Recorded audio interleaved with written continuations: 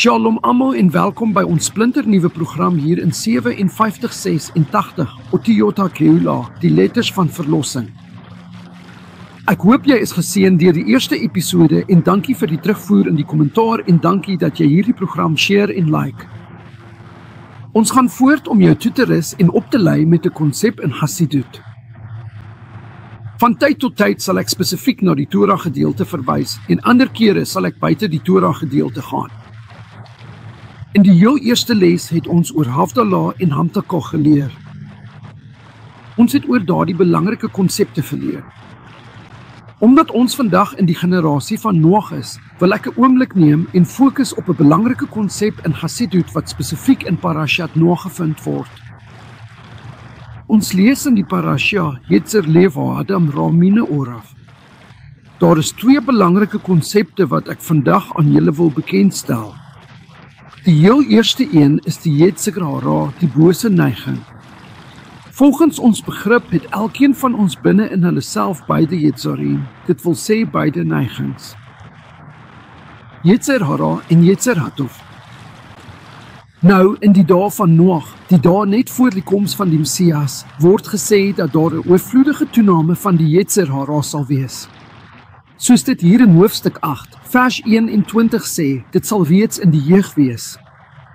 En ek dink ons sien dit vandag, hoe die Yetzer Hara besig is om die wêreld oor te neem.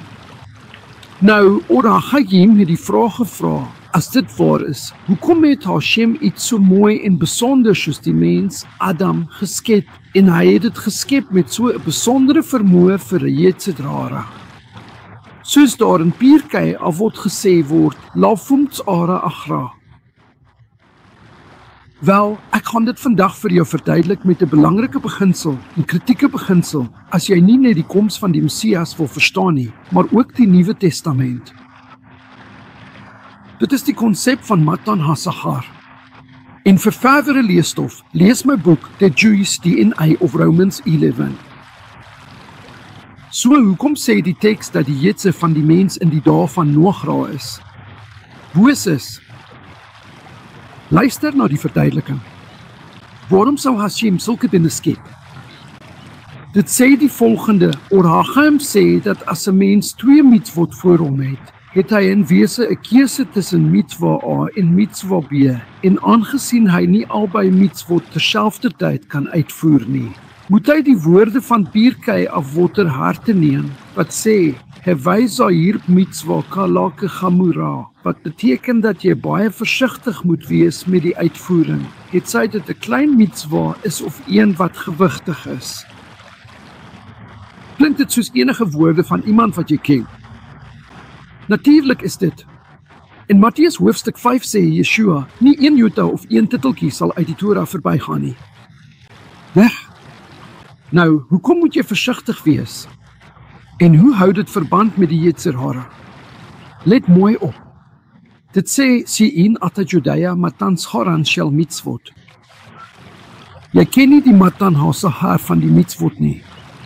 Vriende, die sleutel tot die verstaan van Acharit Hayamim en Keula is om die belangrike konsep van Matan HaSachar te verstaan, wat beteken om die beloning te gee of die straf vir die oortreding.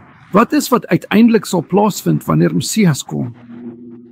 Daar gaan 'n uiteindelike Matan HaSachar wees wat sal plaasvind met die koms van die Messias.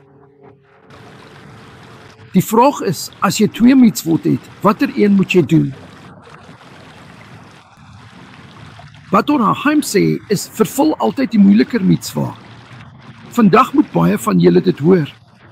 As God vir jou twee gebooie gegee het om te vervul, gaan probeer altyd om die moeiliker opdrag te vervul en die Orachayim gee vir ons 'n midrasie en gelykenis. Van daardie dinge wat vir ons hierdie vers oor Yetzer Leva Adam Ramine Oraf sal verduidelik. Hy sê daar is 'n storie van 'n Torah geleerde wat heeldag Torah gestudeer het, maar die gesin het uitgebrei en hy moes 'n handelaar word om sy familie te onderhou. Hy het nie veel van handelsware geweet nie.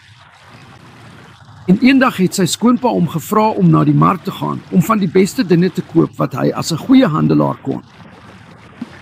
Maar hy het vir homself gesê, hoe weet ek watter een om te kies?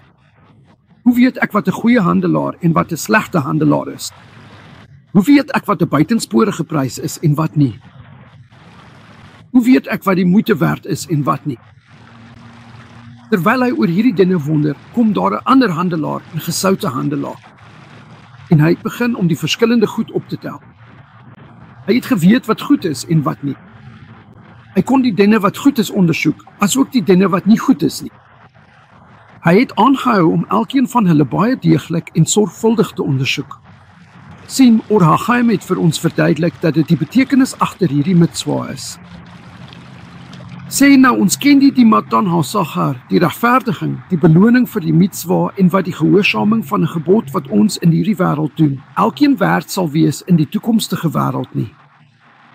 Maar daar is een wat wel weet.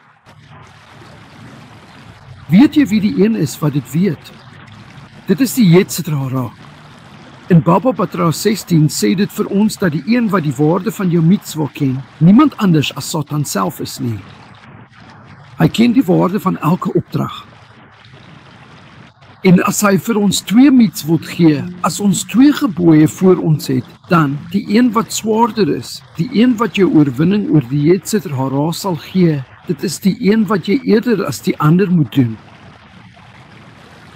Matan HaSachar, vriende, niemand weet verseker wat die beloning is nie, behalwe vir 2, Satan en Messias. So hier is die reël vir jou vandag, terwyl jy Hasidut leer vir die koms van die Mashiach, dat jy 'n vroom lewe sal lei. Maak seker dat wanneer daar 2 mitswot voor jou is, jy altyd die. Meer veel eisende kies, want hy gaan kom en inspekteer soos hierdie handelaar met elkeen doen. Dis hoekom daar in Openbaring 22 staan dat die Here vir elkeen van ons Matan HaSachar sal gee volgens ons eie dade. Vriende, dit is Otiyota Keula vir hierdie week.